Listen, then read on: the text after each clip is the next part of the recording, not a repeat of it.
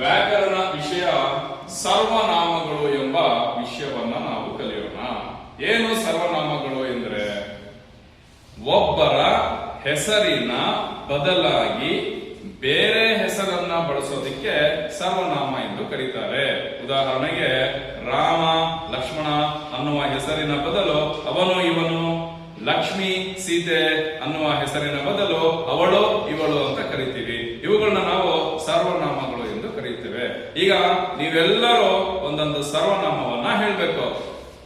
ನಾನು, ನೀನು, ಅವನು, ಅವಳು, ಇವನು, ಇವಳು, ಅವರು, ಇವರು, ಅದು, ಇದು, ಅವು, ಇವು.